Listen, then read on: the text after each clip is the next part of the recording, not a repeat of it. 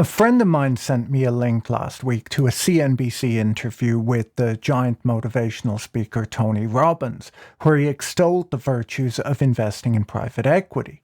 Robbins argued that private equity provided high returns with low risk to rich investors, and that these great returns would soon become available to ordinary investors, and surprisingly with no fees. In fact, I was confused as he seemed to be saying that you would receive fees as an investor.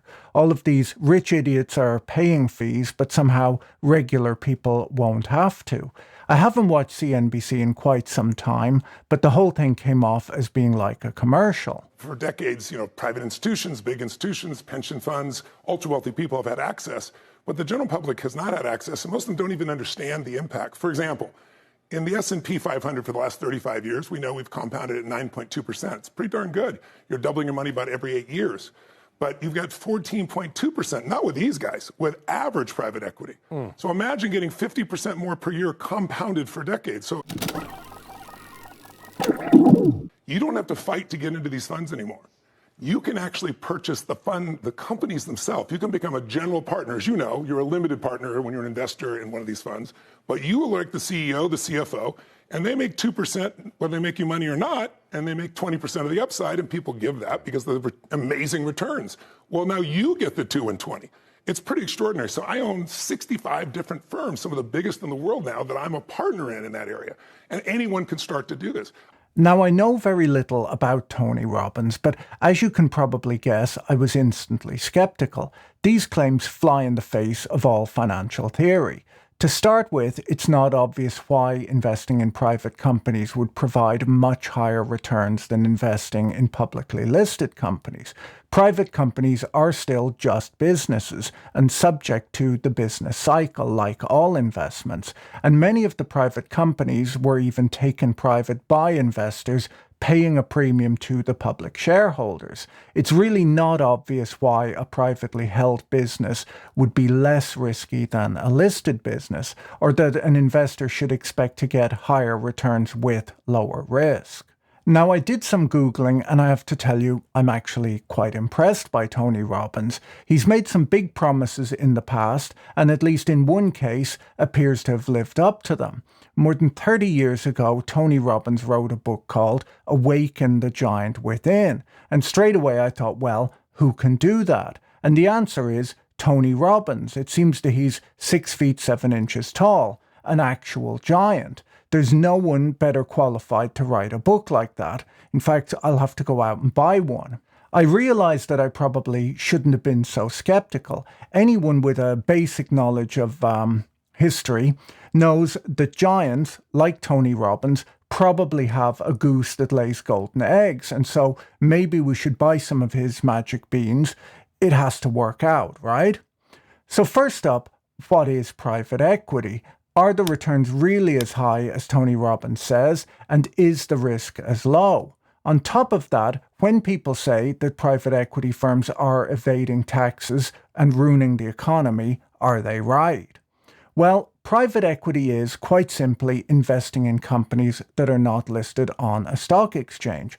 Private equity funds can be broken down into venture capital, which involves investing in startups, which are high risk, high return; growth capital, which involves taking a minority stake in a mature company that either needs this capital to grow or needs it to commercialize a new product line; and finally, leveraged buyouts, where the fund uses a large amount of debt to purchase an entire company. In an LBO, the buyer usually uses the company's assets as collateral for the debt and plans to pay it off with the company's future cash flow. We'll be focusing mostly on LBOs today, as that's what most people mean when they talk about private equity. And there's a long history of transactions like this, as people have been borrowing money to buy out businesses as long as businesses have existed. J. Pierpont Morgan's acquisition of Carnegie Steel in 1901 for $480 million is considered the first true major buyout, and the first leveraged buyout was the purchase of Pan Atlantic Steamship Company and Waterman Steamship by McLean Industries in 1955. where the buyer borrowed $42 million for the transaction and were able to pay off $20 million of that debt as soon as the transaction closed using the cash and assets of the acquired companies. Up until the 1980s, the LBO remained an obscure financing technique, as since the Great Depression, companies had kept their debt loads low. Robin Wigglesworth described in the FT how KKR's 1978 purchase of Houday Industries, using only $1 million in equity for the $380 million purchase, was private equity's genesis moment. The deal was structured such that the target firm itself was responsible for repaying the massive debt. This deal showed just how ambitious even a small investment company could be and became a blueprint for the industry. Wigglesworth describes how the deal documents became widely read on Wall Street by people like Stephen Schwarzman, then a partner at Lehman Brothers. Schwarzman wrote in his book, King of Capital, that he had read the deal prospectus, looked at the capital structure, and realized the returns that could be achieved. He described it as a Rosetta Stone for how to do leverage buyouts. Over the next decade, the LBO became the biggest business on Wall Street. Before we go any further, let me tell you about this week's video sponsor, FlexiSpot. A few of you might have noticed my new desk, the FlexiSpot E7L Pro L-shaped standing desk. If you haven't already heard of FlexiSpot, they make these really solid adjustable height desks, along with other office furniture like office chairs and under-desk treadmills that can change the way you interact with your workspace. It's hard to describe how solid the desk frame is, but it's rated to lift 330 pounds, which is 150 kilograms. FlexiSpot sent me their Spacewalk E3, a great under-desk walking treadmill, which you can use with the desk in standing mode. At 6'2", I'm a bit taller than average, and considering how much time I spend in the office, I like that I can set a custom desk height so that I'm not hunched over my keyboard, and I can adjust it for different tasks. I chose one of the more basic desktops, but they're available in different colors, different woods, with all sorts of storage drawers and monitor stands available. You can also just buy the frame and use your own custom desktop. There's built-in cable management too, which keeps things tidy and the cables don't tangle when you raise and lower the desk. Use my code for an extra $30 off on E7, E7 Pro, and E7L. Trust me, it's a rare treat. Don't miss out on designing your dream setup with FlexiSpot. From the early 1960s through until the late 1970s, American executives participated in a wave of acquisitions where they built massive diversified conglomerates. The ranks of middle management at these firms grew and profitability began to decline as the businesses became too unwieldy to manage. Many of these businesses were trading at a discount to net asset value, and the early LBOs involved buying these businesses up on the cheap and breaking them up by selling off the pieces for something closer to fair value. This breakup approach led to a media backlash against the greed of these so-called corporate raiders. The character Gordon Gekko in the 1987 film Wall Street was based on a number of high-profile corporate raiders of the day and was supposed to be the villain of the film. The writers were shocked when the public saw Gekko as a hero rather than as a villain for his line, "Greed is good." So how did these deals work? Well, while every deal is unique, the one common element is financial leverage or borrowed money. To complete the transaction, some portion of the debt incurred in the LBO is secured by the assets of the acquired business, and its cash flows are used to service the buyout debt. With an LBO, the acquired company helps pay for itself, and for this reason the deals were sometimes called bootstrap acquisitions.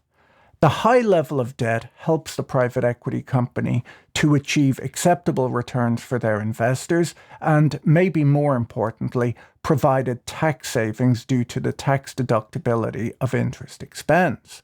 Private equity companies often encourage top company management to invest alongside them in the deal, better aligning management's incentives with investors. It's argued that the large interest and principal expenses incurred put management under pressure to improve operating efficiency, and that the discipline of debt can force management to cut costs, divest non-core businesses, and invest in technological upgrades to improve efficiency.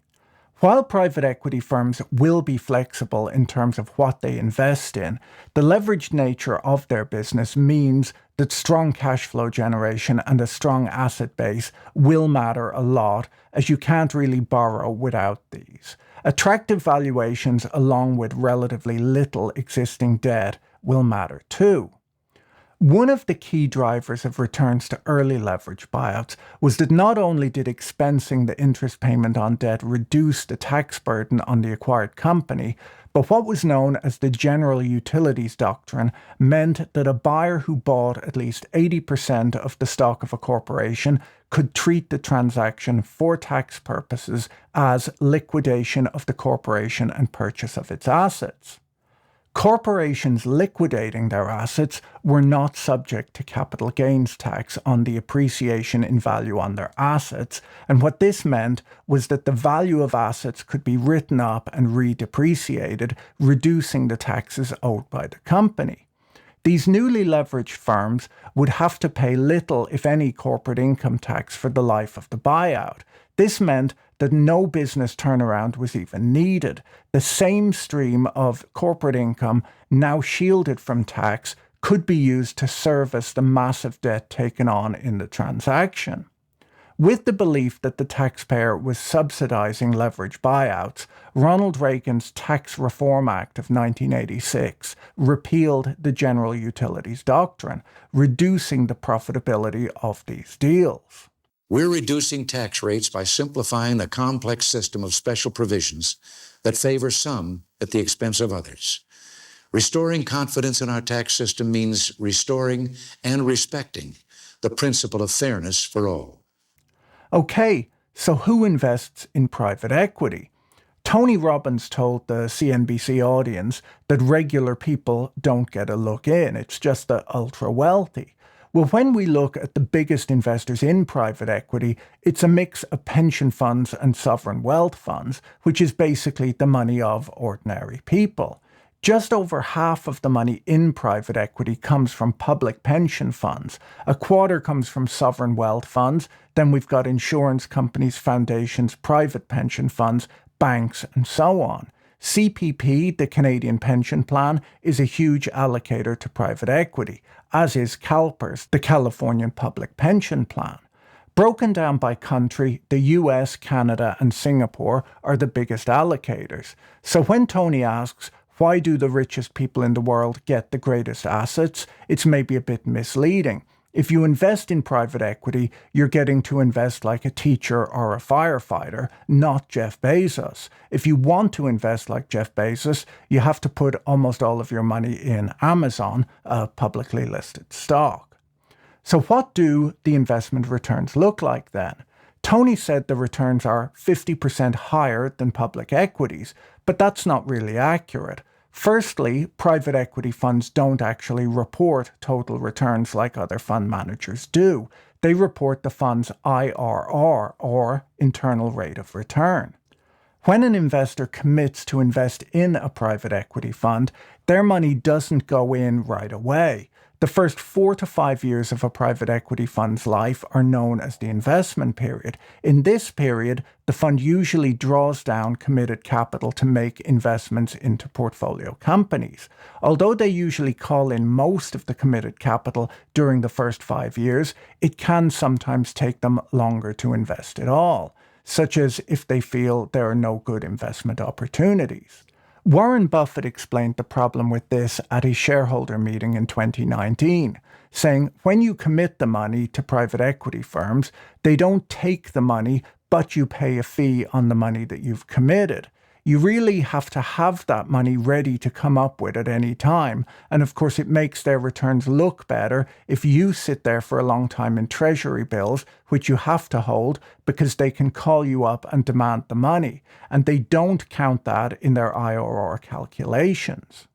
There are other tricks too. The Wall Street Journal described in 2018 how the funds often don't call the cash as soon as an investment is identified, instead borrowing money to make the investment in what's called a bridge loan, tapping investors for cash later.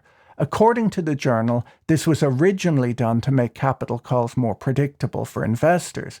But while the practice doesn't boost a fund's cash profits, it does decrease the time during which investors' cash is held in the fund, delaying the moment when the clock starts ticking from an IRR calculation standpoint, which can result in a significant boost in the internal rate of return. So as impressive as reported IRRs often look, that's not the actual return that an investor gets. Internal rate of return is quite a problematic metric. It's a bit like yield to maturity on a bond, where there's a built-in reinvestment assumption which may not play out in real life as the amount of capital invested changes over time. It's not very easy to know average private equity returns, as the funds themselves don't report returns to a central database, and the series of returns that people analyze contains survivorship bias. When people claim that private equity outperforms public equities by 3% a year, a big problem with that number is that most of that outperformance happened 20 or more years ago when the industry was much smaller and there was more low-hanging fruit. Over the last 20 years, the outperformance has been closer to 1% a year after fees, which, while not as impressive, is still good and should compound out into significantly greater wealth for investors over time. Sadly, using PitchBook data, it would appear that private equity stopped outperforming the S&P 500 15 years ago, and over the last year significantly underperformed the stock market. A 2014 paper from Oxford University made the argument that investors had been using the wrong benchmark, the MSCI All Country World Index, to judge private equity returns, as that index has a weighting of about 50% for US stocks, and private equity funds invest about 80% of their money in the United States, which has outperformed international stocks over that period. Additionally, private equity typically invests in smaller companies than are in the big US indices, and most importantly, public equities use considerably less leverage than the companies in a leveraged buyout fund. The paper argued that you could not judge private equity returns without taking these factors into account.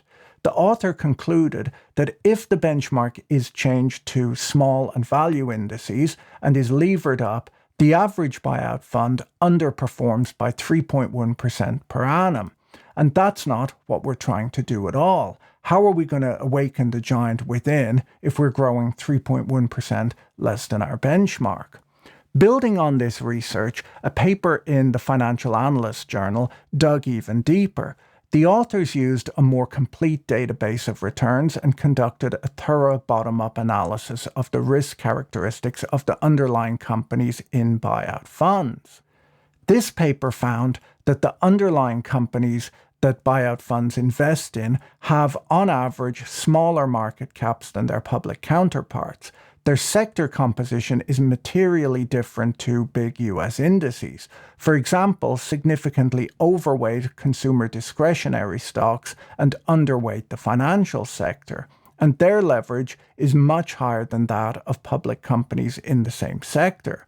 When they adjusted for size, sector composition, and leverage of portfolio companies in buyout funds, the outperformance was reduced by more than half. Finally, when they adjusted for the vintage of the funds, they found no evidence of private equity outperformance. That then leads us to Tony Robbins' argument that private equity is low risk. If the returns are the same as the returns of a leveraged investment in small cap stocks, because the funds make levered investments in small cap stocks, then an investment in private equity should be riskier than the average portfolio. One risk that you're taking when investing in private equity is that your investment is illiquid, meaning that you can't necessarily get your money back quickly if you want it. Now, normally when an investor takes an incremental risk like this, they expect to get an incremental return in compensation. it doesn't appear that with private equity, investors are being compensated for the illiquidity risk that they're taking. This leads us to Cliff Asness's argument that private equity investors and fund managers are playing a dangerous game of what he calls volatility laundering. Asness argues that the illiquidity of private equity and the fact that the assets are held at prices that in no way relate to real-world asset values was historically acknowledged in the industry as a bug, but today this bug is being sold to investors as a feature. He points out that investors usually get paid to accept a bug, but are expected to pay up to receive a feature. In market sell-offs, private equity funds are very slow to write down the value of their investments, but equally in market rises, they're slow to mark them up. Now, it shouldn't be hard to adjust the value of a portfolio of private assets in line with the overall stock market, as if you're levered long small cap equities and the stock market falls by 25%, your portfolio most likely fell by that amount or more. When people see the stock market fall and private equity funds claim that their investments are just fine, they might get the feeling that they have a low-risk investment, but best of luck selling it at anything close to the price it's marked to. What you have instead is Schrodinger's investment returns. A 2002 paper by Mark Anson looked at the effect of stale pricing in the risk and return analysis of private equity investments.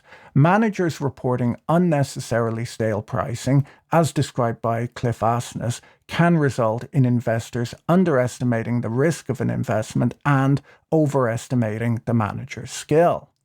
Anson's paper demonstrated that there was a significant lagged beta effect for leveraged buyouts, venture capital, and mezzanine debt investments, and that the lagged market betas are statistically significant for up to 4 prior quarters of public stock market returns.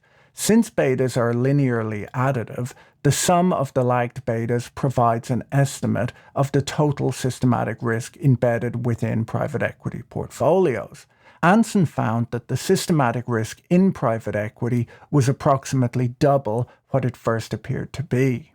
Now, I'm not trying to beat up on Tony Robbins here, but it would appear that his assessment of investment risk is almost as skewed as his assessment of the risk of walking over hot coals. And I'm basing that on a New York Times article which reported that 30 people had to be treated for burns after walking over hot coals at one of his seminars. His website says, walking over those hot coals is a symbolic experience that proves if you can make it through the fire, you can make it through anything. And I guess that's an interesting way of working out which of your seminar attendees can't make it through anything. All right, look, let's just cut through the old crap cake here, huh? Okay. The biggest problem in Tony's statement on CNBC is that even if he was right that returns had been higher and risk had been lower than public markets in the past, there's no reason to believe that an investor today will get the same returns. When you invest in a strategy, you get its future returns, not its past returns. If we followed Tony's approach to investing, we would put everything in Altria Group, which used to be known as Philip Morris. It's a tobacco company and was the highest returning stock of the last 100 years. $1 invested 100 years ago would be worth $2.65 million today. Most of the returns of investing in private equity came when the private equity business was a lot smaller than it is today and under very different tax rules. Today we have dozens of massive buyout funds all chasing the same deals, meaning that they are significantly less likely to find underpriced assets than they found years ago. The deal landscape today is nothing like it was in 1978 when KKR put up $1 million to buy a $380 million company. Today, private equity firms are sitting on $2.6 trillion of cash reserves looking for deals to do. So how did that 1978 deal work out anyhow? Well, once levered up, Houdet had to manage more for cash flows than for profits, as they had those steep debt repayments to meet. A severe recession came in 1981 to 1982, right as competition in making machine tools appeared from Japan. Firm management petitioned the government for protection from Japanese imports, but the request was denied. The company underwent a restructuring plan, spinning off a number of divisions to reduce debt. A year later, it underwent another LBO, or what might be more accurately called a recapitalization. The equity investors who paid $2.52 per share for their stock in 1979 received $11 per share 7 years later. The recapitalization piled debt upon debt at the high interest rates of the time, and the firm was eventually broken up and sold off in pieces. One of the arguments in favor of investing in private equity is that the number of public companies available to invest in today has reached a new low, as startups have been staying private for much longer than in the past, and equity issuance net of stock buybacks is today at its lowest level in 25 years. It can be argued that these trends are working together to limit investment opportunities for public market investors. Private equity can serve a valuable role in an institutional investor's portfolio, as it provides small cap equity exposure, which is worthwhile having, and the additional leverage might appeal to institutional investors with a long investment time horizon. It's not obvious that retail investors should be stepping in when the research shows that they can get similar returns from a small cap equity index fund. Retail investors don't need to deploy the same amount of capital as sovereign wealth funds and pension funds do either. The FT recently wrote that if the mosaic of assets managed by KKR were folded into one entity and listed on the stock market, its market cap would be comparable to industrial giants like GE, Lockheed Martin, or 3M. KKR now resembles the sprawling, diversified conglomerates it once broke up. According to PitchBook data, private equity's annual internal rate of return fell below 10% in the year to March 2024, and over the same period an investment in the S&P 500 returned 30%. A big reason for this underperformance is that private equity is a levered investment in small cap stocks with sufficient cash flows to pay down their debts, while recent stock market performance has been driven by mega-cap tech firms, which private equity has no exposure to. According to a presentation by Aswat Damodaran at NYU, private equity firms typically buy companies that have suffered declining profits in the 2 years leading up to the acquisition, and profitability typically improves in the 2 years after acquisition. This improvement, he finds, is most pronounced when leverage is higher. The companies bought up have often underinvested relative to their peers before the acquisition, and there is a decline in investment after the acquisition. Damodaran finds that private equity-owned firms don't default more frequently than similarly levered publicly listed firms. He finds that while private equity is often blamed for job losses, there's little evidence to support this claim. Research shows that while layoffs often do come after an acquisition, new jobs are also frequently created in new businesses that these firms enter. While people criticize private equity for exploiting the tax code, the tax shield associated with higher debt is available to every company, and if they're undertaxed, the blame lies with the politicians who write the tax code, not the companies governed by it. If insufficient taxes are being collected, the government is able to change the tax code as they did in the 1980s. I don't invest in private equity, and I don't intend to do so either, as I believe similar returns are available in public markets with better legal protections in place. I don't worry about missing the boat on this front either, as right now it would appear that there might be too much money chasing too few deals, and I don't expect to see huge returns out of these funds in the coming years. I don't have any objection to the industry either. I think that it's a net benefit to the economy to have people out there making changes at inefficiently run firms. And it strikes me that an economy made up of stagnant, badly managed companies wouldn't provide more jobs or higher tax revenues. But feel free to disagree with me in the comments section.